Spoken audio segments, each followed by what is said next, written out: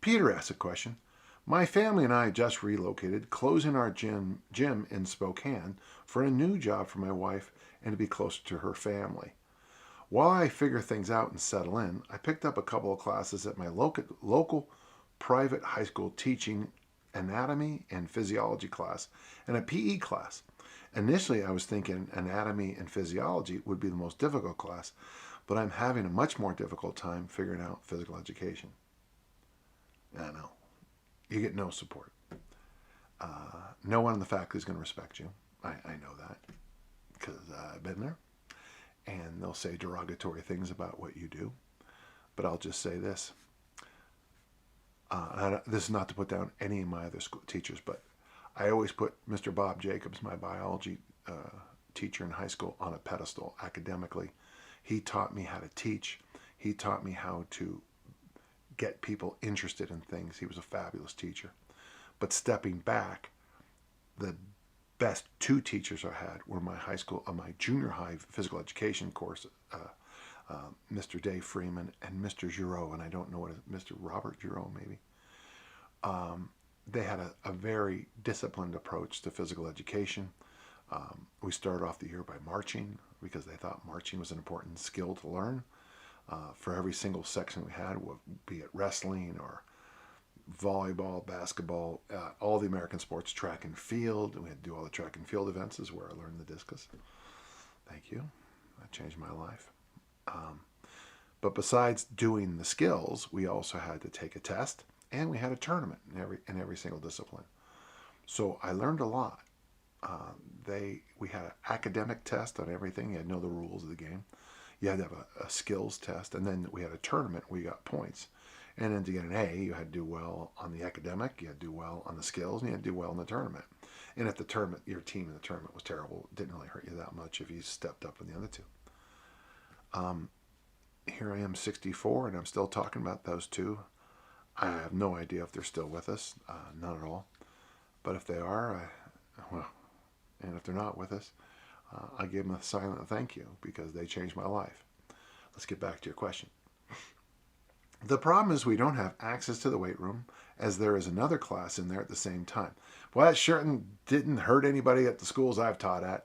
I'd be giving a full lecture in the weight room on safety, and the junior high coach would come in and let his animals just roll around. Yes. And the students, his delightful students. I want to make sure the kids have fun. You know how I spell fun? W-I-N. Learn something new about fitness and challenge them physically. Do you have any recommendations on how teaching a PE class without equipment, or know of any resources I can look up into for ideas? Well, yeah. First off, Ulrach's book on, it's right there. It's a German book from 1961 on circuit training. I still think it's the best way to teach group classes. I love circuit training. Now you're going to say I can't do circuits. Yeah, you can. What I would do is look up the word PAR course. P-A-R course. C-O-U-R-S-E. PAR course. Of course, I was I was there when the course started. I was lucky in junior college because Skyline College was one of the first places to get a PAR course, and they hired Keys Tunzen to run the program of Lifetime Fitness. So we had a lot of people in the community. The joy of being at Skyline in the 70s is that the bulk of my classmates and the courses I was in, were women in transition.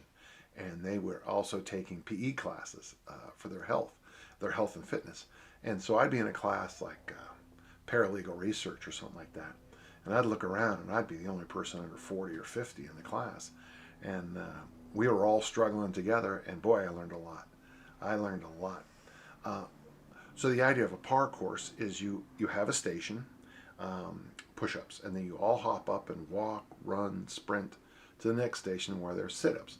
We all hop up, walk, run, and then what you could do is just walk around the school and just set up stations. Now you might have to be with the athletes, and you could set it up, either as big or as small as you'd like to. If you had medicine balls, you could, they could play games with it. By the way, if you have 2-pound Dynamax medicine balls, you can play games like Hoover ball, which is volleyball with, look up the word Hoover ball, which is volleyball with a medicine ball. We play ultimate with it, which is ultimate frisbee, but with a 2-pound Dynamax ball. You can just have a lot of fun, as my students at St. Mary's learned recently when I got a chance to teach them. Yeah, I'm with you 100%. Look up parcours, look up circuit training, and don't forget, every single day there has to be a moment where you talk about, don't eat crap. I don't know how we're going to turn the corner on obesity in the United States, but we're not doing well. And when you go into the lunchroom and see what's being offered, when you go to a 7-year-old soccer game and they all get treats at the end, and I'm talking about they get those drinks, those massive calorie-loaded sports drinks, which is just pure crap.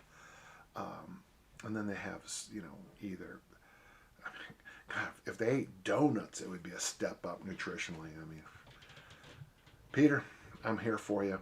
Thank you for sharing the question. Look up those resources. Maybe you and I need to have a phone call sometime.